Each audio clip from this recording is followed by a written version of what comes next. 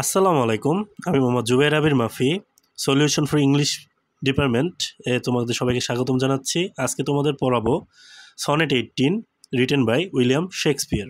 সর্বপ্রথম তার জন্মমৃত্যু সম্পর্কে জেনে নেওয়া যাক। তিনি 26শে এপ্রিল 1564 সালে স্ট্র্যাটফোর্ড আপন অ্যাভনে জন্মগ্রহণ করছেন। তিনি একজন ইংলিশ পোয়েট, প্লেরাইট, অ্যান্ড সে মারা গেছে 23 এপ্রিল 1616 সালে। উইলিয়াম শেক্সপিয়ার জীবনে সর্বমোট 154টা সনেট লিখেছেন। তার ভিতরে আমরা আজকে পড়ব সনেট 18। চলো আমরা টেক্সটে চলে যাই। Shall I compare thee to a summer's day. এখানে কবি তার একটা প্রশ্নের মাধ্যমে কবিতাটি শুরু করেছেন। তিনি বলতে চাচ্ছেন যে তার বন্ধু, এখানে দি বলতে ইউ বোঝানো হচ্ছে। এখানে তিনি তার বন্ধুকে বলতেছেন যে আমি কি তোমাকে গ্রীষ্মকালের দিনের সাথে কি তুলনা করতে পারি। পরক্ষণে তিনি নিজেকে শুধরে নিচ্ছেন, কারণ তিনি জানেন যে গ্রীষ্মকাল ক্ষণস্থায়ী। সুতরাং তিনি বলতেছেন যে না, তোমার সৌন্দর্য আরও লাভলি, আরও টেম্পারেট। এখানে টেম্পারেট শব্দের অর্থ হচ্ছে আনচেঞ্জেবল, আর দি শব্দের অর্থ হচ্ছে ইউ, আর সামার যে শব্দের অর্থ হচ্ছে এ ডে ইন সামার। এখানে কবি বলতে চাচ্ছেন যে তার বন্ধুর সৌন্দর্য গ্রীষ্মকালের যে সৌন্দর্যটা আছে, যেটা ক্ষণস্থায়ী, তার থেকেও তার বন্ধুর সৌন্দর্য আরও বেশি অমায়িক এবং আরও বেশি আনচেঞ্জেবল, অর্থাৎ তারটা চিরকাল থাকবে। পরবর্তী 4 লাইনে তিনি বলতে চাচ্ছেন যে rough wind do shake the darling birds of May. এখানে তিনি বলতে চাচ্ছেন যে ভয়ানক ঝড়ো হাওয়া নষ্ট করে সুন্দর কুড়ি মে ফুলের। তারপর তিনি বলতেছেন summer's lease hath all too short a date. তারপর তিনি বলতেছেন যে স্বল্পকালে ফুরায় সৌন্দর্যে গ্রীষ্মের। Sometimes too hot the eye of heaven shine. কখনো আকাশ লাল অক্ষিতে তাকায়। And often is his gold complexion dimmed. আবার কখনো সোনা রং হারায় হঠাৎ করে।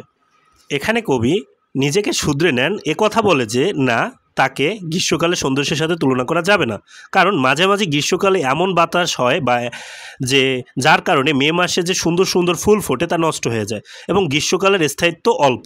সুতরাং তার বন্ধুর ভিতরে কখনো, অর্থাৎ তিনি একজন যুবককে তার সৌন্দর্যের কথা বলতেছেন যে তার সৌন্দর্য কখনো কমবে না কিংবা কখনো মলিন হয়ে যাবে না। তারপরের 4 লাইনে তিনি বলতেছেন and every fair from fair sometimes decline.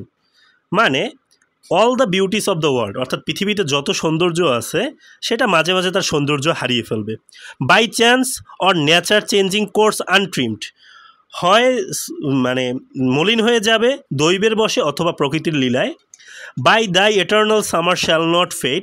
কিন্তু তার অনাদি গ্রীষ্ম নিয়ে তুমি হবে না মলিন, অর্থাৎ এই যে আমার বন্ধু আছে সে কখনো তার সৌন্দর্য হারাবেন না। Nor lose possession of that fair thou worst.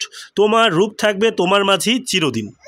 অর্থাৎ কবি এখানে বলতে চাচ্ছেন যে পৃথিবীতে যত সুন্দর সুন্দর জিনিস আছে তা একসময় নষ্ট হয়ে গেছে, যায় এবং যাবে হঠাৎ করে বা দৈবের বশে অথবা প্রকৃতির সাধারণ নিয়মে, কিন্তু তার বন্ধুর সৌন্দর্য অনাদি, অনন্তকাল, চিরস্থায়ী। শেষের 4 লাইনে আমরা দেখতে পাচ্ছি যে তিনি বলতেছেন নর শ্যাল ডেথ ব্রাক দো ওয়ান্ডারাস্ট ইন হিজ শেড।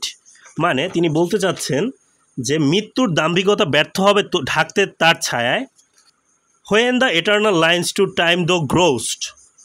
দিন যাবে তুমি রবে ভাস্বর কবিতায়। So long as man can breathe or eyes can see. যতদিন মানুষ নিবে শ্বাস দেখবে চোখ ভরে হায়। So long live this and this gives life to thee. আর এই যে কবিতা, এই কবিতায় তোমাকে জীবন দেবে। শেষের 2 লাইনে কবি বোঝাতে চাচ্ছেন যে so long as man can breathe or eyes can see. যতদিন মানুষ এই কবিতাটা মানুষ শ্বাস নিবে, অর্থাৎ মানুষ চোখ দিয়ে এই কবিতাটা পড়বে। সো লং লিভ দিস, এবং তোমাকে বাঁচিয়ে রাখবে এই কবিতার মাধ্যমে। And this gives life to দি, এবং তোমাকে অবসরণীয় করে বা তোমাকে বাঁচিয়ে রাখবে। তাহলে এই হচ্ছে কবিতার মূল ভাব। পরের ভিডিওতে আমরা এই কবিতার রাইম স্কিম এবং কিভাবে স্ট্রেস আনস্ট্রেস করে এটাকে ভাঙতে হয় সেইটা নিয়ে আলোচনা করব। সেই পর্যন্ত সবাই অপেক্ষা করবেন। ধন্যবাদ। আসসালামু আলাইকুম।